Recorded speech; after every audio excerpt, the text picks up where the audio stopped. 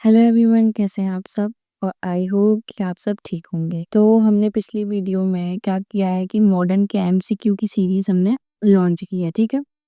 मतलब कि हम उसको स्टार्ट कर रहे हैं और जिसमें हम मॉडर्न के बहुत सारे एमसीक्यू करेंगे। फिर यदि टाइम मिला हमें तो हम मिडाइवल भी कवर करेंगे और इसके साथ ही एंशिएंट के कुछ क्वेश्चन मैं पुट करते जाऊंगी या फिर साइडवेज में मैं आपको बताते जाऊंगी, ठीक है? समय कम है तो हम ये ना देख के कि उसका मतलब क्या होता है, मैं आपको शॉर्ट में बताते जाऊंगी कि किसका हम क्या मतलब ले रहे हैं, ठीक है? तो यहाँ हम करने वाले हैं मॉडर्न एमसीक्यू, ठीक है? और आज का जो टॉपिक है मॉडर्न एमसीक्यू में वो है राष्ट्रीय आंदोलन। हाँ, तो आप इसकी नोट्स बना लीजिएगा जो मैं आपको पढ़ा रही हूँ यदि आपको इम्पोर्टेंट लगे तो। अदरवाइज़ मैं आपको ये पीडीएफ टेलीग्राम चैनल पे लिंक शेयर कर दूँगी तो आप उससे भी जुड़ जाइएगा, ठीक? तो हम अब इसमें कवर करने वाले हैं कि क्या होता है, ठीक?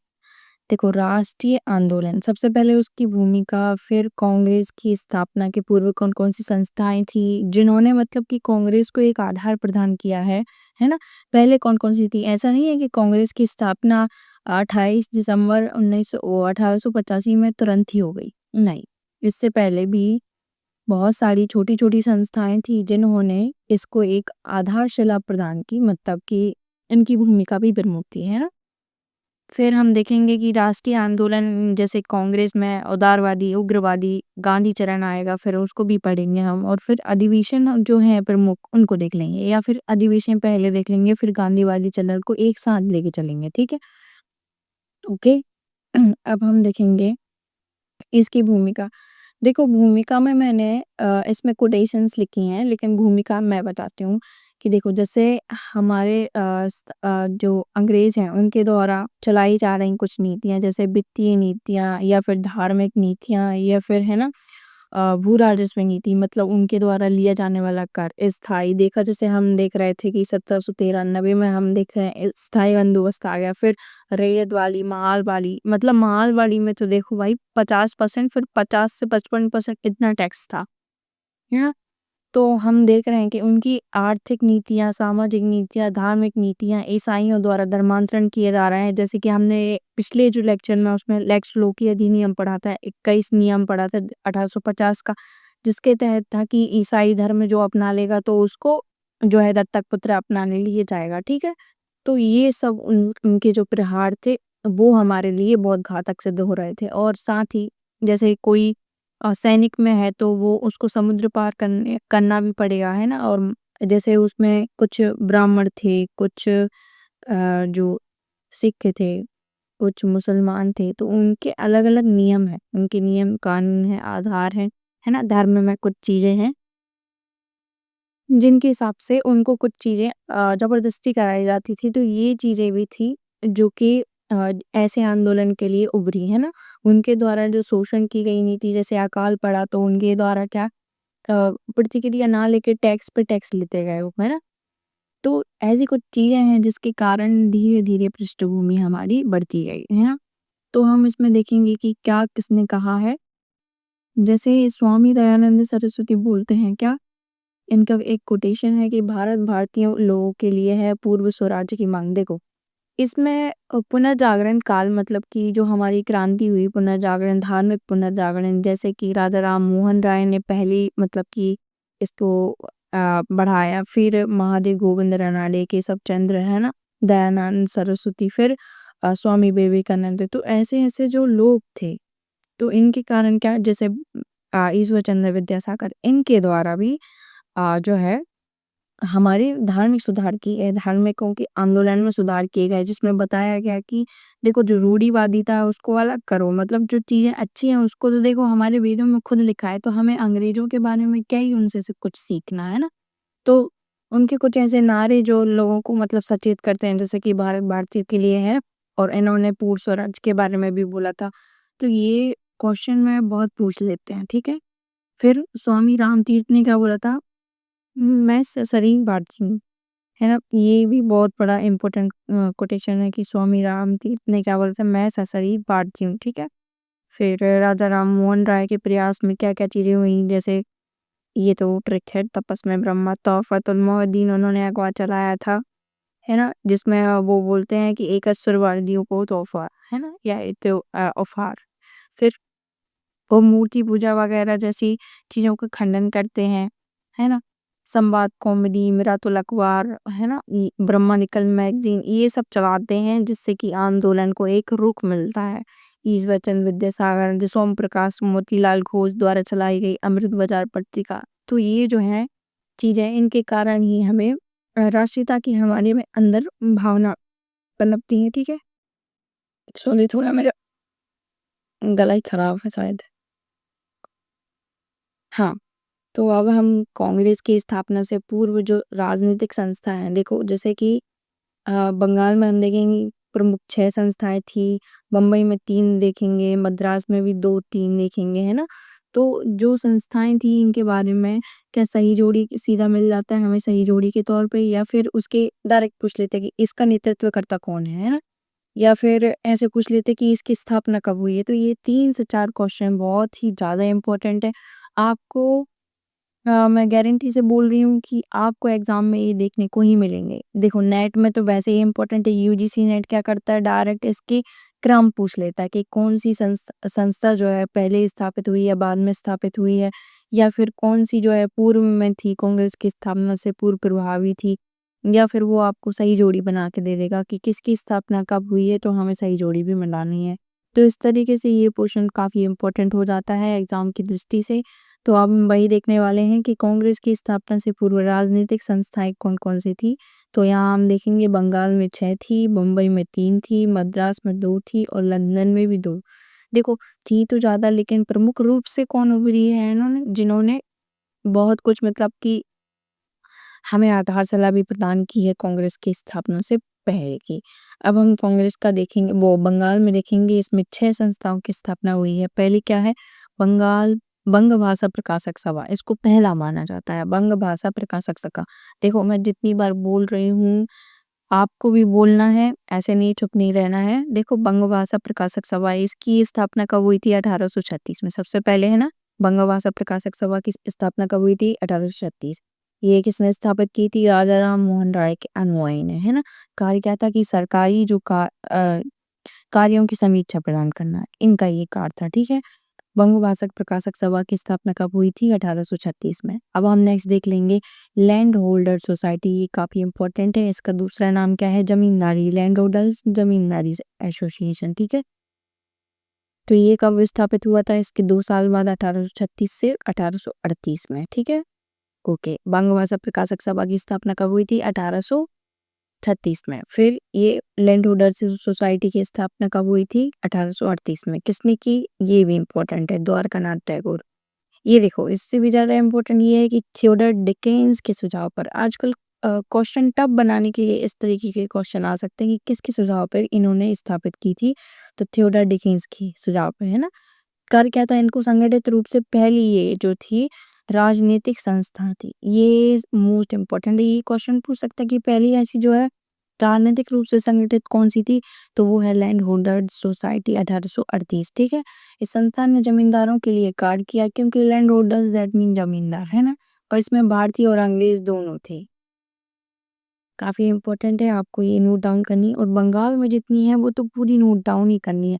अभी देखो मद्रास और जो बम्बई में जो एसोसिएशन स्थापित होंगे हम उनमें कंफ्यूज होने वाले हैं क्योंकि दोनों का लगभग सेम ही रहता है मैं तो उसमें बहुत कंफ्यूज होती हूँ। ठीक है तो ये बंगाल ब्रिटिश इंडिया सोसाइटी की स्थापना देखो पहले आ रहा 3 शब्द बंगाल ब्रिटिश इंडिया है ना बंगाल ब्रिटिश इंडिया तो इसकी स्थापना कब हुई 1843 3 है ना। Bengal British India Bengal that means India and British.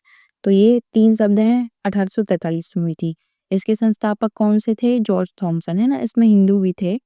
फिर इसमें भारतीयों के साथ हो रहे अन्याय से कानूनी रूप से अधिकार दिलवाना मतलब कि उनको बताना कि भाई आप ये गलत कर रहे हैं ठीक है। तो बंगाल ब्रिटिश इंडिया एसोसिएशन की स्थापना कब हुई थी 1843 में। फिर अब 2 शब्द का आ गया बंगाल इंडियन एसोसिएशन मतलब ब्रिटिश इंडियन बंगाल हट गया। ब्रिटिश इंडियन एसोसिएशन की स्थापना कब हुई थी 1851 में। देखो इसमें क्या हुआ था इसमें दोनों को मिला दिया गया था लैंड होल्डर सोसाइटी 1838 और फिर ये जो हमने पढ़ी है बंगाल ब्रिटिश इंडियन एसोसिएशन, ये 1843 की, इन दोनों को मिला के 1851 में ब्रिटिश इंडियन एसोसिएशन का निर्माण किया गया था। ठीक है, तो इसके इस संस्थापक कौन थे? राधाकांत देव। राधाकांत देव। सचिव कौन थे? देवेंद्र नाथ टैगोर, है ना, द्वारका नाथ टैगोर नहीं, देवेंद्र नाथ टैगोर इसके सचिव थे, देवेंद्र नाथ टैगोर। और संस्थापक कौन से थे?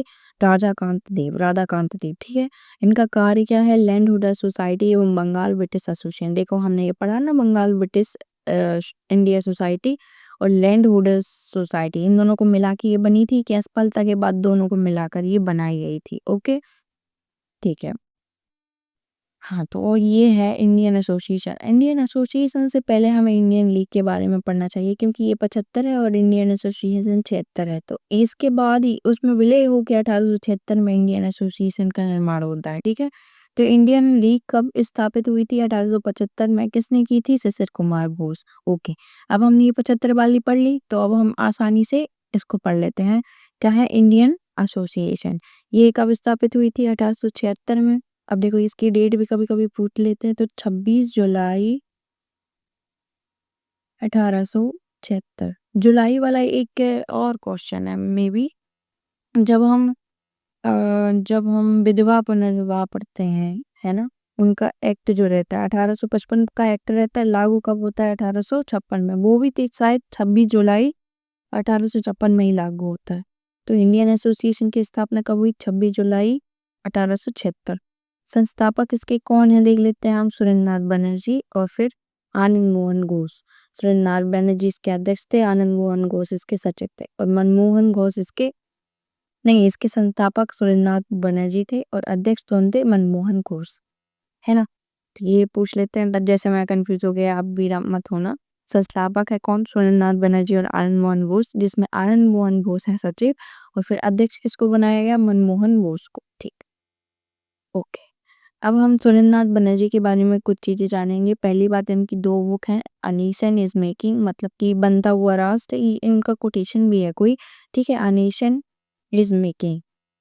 फिर समाचार पत्र क्या था उनका? बंगाली। ये क्वेश्चन बहुत पूछ लेते हैं, दोनों क्वेश्चन आते हैं एग्जाम में। तो अ नेशन इज मेकिंग और फिर दूसरा क्या है? बंगाली। फिर उपाधि इनकी क्या है? ये क्वेश्चन अभी आ रहा है, इंडियन वर्क, है ना,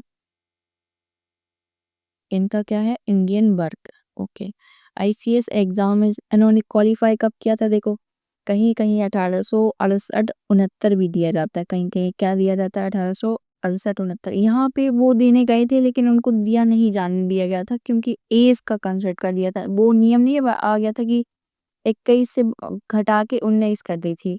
तो आईसीएस एग्जाम क्वालिफाइड उन्होंने 1821 में 71 में किया था, बट जो है उन्होंने एग्जाम दिया था 69 में। देखो सुरेंद्रनाथ बनर्जी ने 68 69 में इंग्लैंड चले गए थे, लेकिन उन्हें उम्र विवाद के कारण ये परीक्षा नहीं दे पाए थे। ठीक है, तो दोनों क्वेश्चन की हमें क्वेश्चन का वो समझना है कि पूछ क्या रहा है, उस हिसाब से हमें जो है आंसर देना है। फिर इन्होंने पदत्याग या प्रेरण को बर्खास्त कहाँ से किया गया था? देखो 1871 में तो इन्होंने ज्वाइन की, 3 साल बाद इन्होंने छोड़ दी थी, मतलब कि असम के जो सिलहट में है नियुक्त हो गए थे, तब इन्होंने 1874 में इन्हें नौकरी से बर्खास्त कर दिया गया था। ठीक है, कहाँ? असम के सिलहट से। ओके, सुरेंद्रनाथ बनर्जी ने लिटन के प्रतिक्रियावादी नीतियों का विरोध किया था, जैसे कि 1877 में सिविल सेवा की उम्र कम करना, है ना, वर्नाकुलर एक्ट, और फिर आर्म्स एक्ट 88 वाला। तो इन सब के विरोध में भी ये थे, है ना। ओके, इंडियन लीग हम पहले ही पढ़ चुके हैं। आप देखेंगे एक और, कलकत्ता स्टूडेंट एसोसिएशन। ये भी काफी इम्पोर्टेंट पूछ लेते हैं ये कभी कभी। आनंद मोहन बोस की है ना। सुरेंद्रनाथ बनर्जी, आनंद मोहन घोष अभी तो पढ़े थे हम, लेकिन इसमें आनंद मोहन बोस बस है। तो कलकत्ता स्टूडेंट एसोसिएशन की स्थापना कब हुई थी? 1875 में। किसने की थी? आनंद मोहन बोस ने। डायरेक्ट आपसे पूछ लेगा तो इस तरीके से भी आपको याद रखने की, किसने की थी? आनंद मोहन बोस, है ना। सुरेंद्रनाथ बनर्जी, आनंद मोहन बोस। फिर बम्बई की संस्थाएं देखेंगे, इसमें 2 है। पहली बम्बई एसोसिएशन, फिर है बम्बई प्रेसिडेंसी एसोसिएशन। देखो सबसे छोटा वाला कौन है? बम्बई एसोसिएशन। इसमें 3 है, 1 2 3, है ना। तो बम्बई एसोसिएशन की स्थापना पहले हुई थी क्या 1852 में। फिर संस्थापक इसके क्या है, कौन है, दादा भाई नौरोजी। ओके, फिर इसके बाद हमें क्या देखना है, बम्बई प्रेसिडेंसी एसोसिएशन। तो इसकी स्थापना कब हुई थी, 1885 में। संस्थापक इसके कौन कौन से हैं, तो हम इनके जैसे लास्ट में जो ये लगाते हैं तेलंग तैया, उसके हिसाब से इसकी ट्रिक है M3D। M3D में क्या है, एम मतलब कि मेहता, मेहता से फिरोजशाह मेहता आ जाएंगे। फिर काशीनाथ त्र्यंबक, ये त्र्यंबक। टी बस आप देखते जाना, लास्ट की इनकी सरनेम आई तो उस हिसाब से आप उसको कहलाएंगे। कीटी तेलंग, फिर तैयब मतलब बदरुद्दीन तैयब जी, और काशीनाथ त्र्यंबक, है ना। तो इसके संस्थापक सदस्य थे ये। फिर तीसरा हम देखेंगे पूर्ण सार्वजनिक सभा। ये तो मतलब बहुत इम्पोर्टेंट भी है और काफी प्रचलित भी है, कभी भी पूछ लेता है इसके बारे में। तो ये गोविंद रानडे और जीवी रोसी, इन्होंने स्थापित की थी। फिर हम जो है मद्रास की देखेंगे। मद्रास में भी सेम बम्बई जैसा ही है। मद्रास नेटिव सभा की स्थापना 1852 में की गई थी, है ना। ये इसमें कंफ्यूज नहीं होना है कि 1852 में क्या, Madras native association. Madras native association की कब स्थापित की थी, 1852 में, है ना। स्थापना किसने की थी, गुजलू लक्ष्मी नरसेट्टी, गुजलू लक्ष्मी नरसेट्टी। फिर मद्रास महाजन सभा 1884, है ना। महाजन लोग अचार डालते हैं बैठ के, ऐसा कुछ हम ट्रिक बना लेंगे। आ से 8 और 4 से 4, तो अचार मतलब कि 1884। इस तरीके से आप माइंड में कोई भी ट्रिक रखिएगा, उस तरीके से आप सॉल्व कर पाएंगे। फिर इसके संस्थापक सदस्य पहले बी राघवाचारी, फिर आनंद चार्लू, और फिर सुब्रमण्यम अय्यर, है ना। बी राघवाचारी, सुब्रमण्यम अय्यर और आनंद चार्लू। देखो ये सारे नाम आपको ध्यान में रखने हैं। ऐसा नहीं है कि बस हमने एक याद रख लिया और हाँ काम हो गया, लेकिन नहीं, हमें सारे याद रखने हैं जिन जिन के नाम आ रहे हैं, क्योंकि आजकल क्वेश्चन इस तरीके से आ गया कि उस आंदोलन में कौन सदस्य नहीं था। तो इस तरीके को हमें निकालने के लिए पेपर आपको आवश्यक है कि आप सारे के सारे जो हैं संस्थापक सदस्य याद रखें। लंदन में हम 3 सोसाइटियाँ देखेंगे। पहले देखो कमेटी, फिर सोसाइटी, फिर एसोसिएशन बनेगा। पहले छोटी सी चीज कमेटी बन रही है, फिर सोसाइटी बनेगी, फिर एसोसिएशन ही बन जाएगा।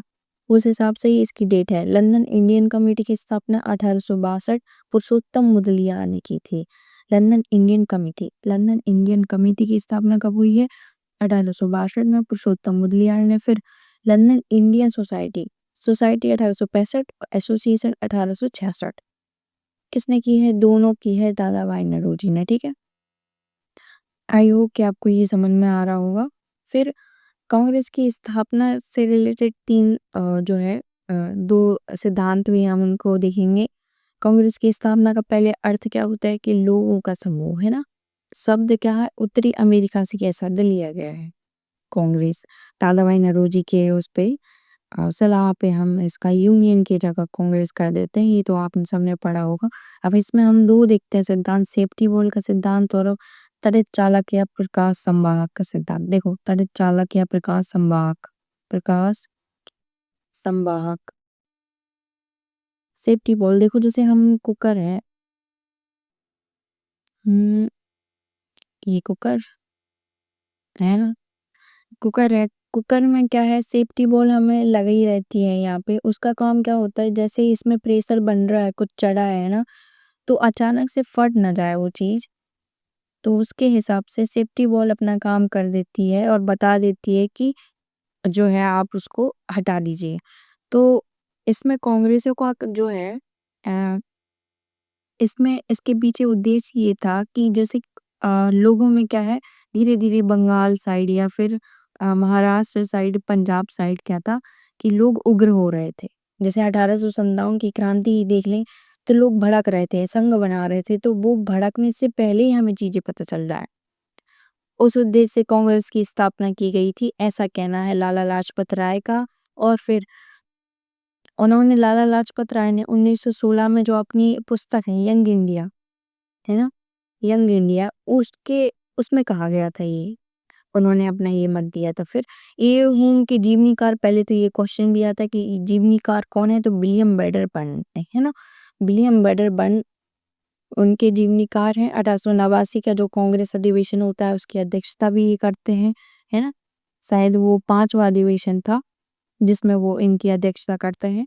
तो उसमें भी क्या है, इन्होंने भी यही बोला है कि इनका उद्देश्य ये नहीं था कि हम भारतीयों का साथ दे रहे हैं, बल्कि ये उद्देश्य था कि कैसे हम जो है अ, जो भारत के लोगों को शांत कर सकें या उनका दमन कर सकें शांतिपूर्ण, समझ गए? और फिर सेकंड जो है, फिरोज़ गोपाल कृष्ण गोखले जो हैं, गोपाल कृष्ण गोखले हैं, राजनीतिक जो गुरु हैं ये महात्मा गांधी के गोपाल कृष्ण गोखले, उनके द्वारा प्रकाश संवाहक के तहत चालक का सिद्धांत दिया था। दैट मीन्स अंग्रेजों का कोई भी ऐसा बड़ी कार्यवाही लोगों तक आने से पहले हम उसको रोक लें, इस तरीके से है कि हम उसको रुकेंगे, मतलब कि उनके प्रहार को सहेंगे, इस टाइप का ये सिद्धांत है जो कि गोपाल कृष्ण गोखले द्वारा दिया गया है इसके संदर्भ में। आई होप कि आपको समझ में आ रहा होगा। ओके। यहाँ पे ए वून का एक कोटेशन भी होगा शायद, वो नेक्स्ट चैप्टर पे होगा। हाँ, ये जो है उनका ये कोटेशन बहुत सही था। और इसको पहले हम देखते हैं कि अलग-अलग बिखरे हुए व्यक्ति कितने भी बुद्धिमान क्यों ना हो जाएं, अकेले शक्तिहीन ही होते। तो वही हमें समझना है, ये काफ़ी इम्पोर्टेंट क्वेश्चन है कि अलग-अलग बिखरे हुए व्यक्ति कितने भी बुद्धिमान क्यों ना हो, अकेले शक्तिहीन ही हो जाते हैं। जैसे अभी बहुत सारे राज्य नहीं रहते, अलग होने की मांग करते हैं, तो भाई इंसान शक्तिहीन हो जाता है। तो उनके बारे में, जैसे भारतीयों के बारे में भी कंसेप्ट था, पहले क्या है, राज्य दूसरे राज्य के प्रति इतनी वो नहीं रखता था कि ये हम राष्ट्रीयता की भावना नहीं होती थी उनमें। तो ये उस संदर्भ में पॉइंट बहुत ही इम्पोर्टेंट है, ठीक है। हम ये वाला स्टार्ट कब करेंगे, अगले नेक्स्ट इसमें कांग्रेस की स्थापना करेंगे, कितने का सदस्य थे, कौन इसका अध्यक्ष था, कब तक उसके अध्यक्ष रहे, मतलब या फिर कौन उसका किस अधिवेशन में अध्यक्ष बना, है ना, कौन सैयद थे, कौन मतलब पादरी थे, कौन अंग्रेज थे, किस अधिवेशन में क्या महत्वपूर्ण चीजें हैं या कार्य किए गए हैं, तो वो जो है हम नेक्स्ट वीडियो में कवर करेंगे। अभी हमने जितनी भी संस्थाएं पढ़ी हैं उसको आपको क्या करना है, आपका काम क्या है, इसको लिख लेना है बहुत सही से, है ना। इसको लिख लेना है और पेपर फर्स्ट के लिए मैं आपको बता दूंगी, एमपी असिस्टेंट प्रोफेसर के लिए, कि हम कहाँ से पढ़ सकते हैं उसको, ठीक है। तो अभी ये वाला वीडियो है और मैं कोशिश करूँगी कि जल्दी ही उसको सजेशन जो वीडियो है वो उसको ला दूँ कि हमें क्या कौन-कौन सी बुक भी जब परचेज़ कर लेनी है, क्योंकि अभी 2 महीने बस बचे हैं। तो उस हिसाब से हमें अपनी एक रणनीति बनानी पड़ेगी, है ना?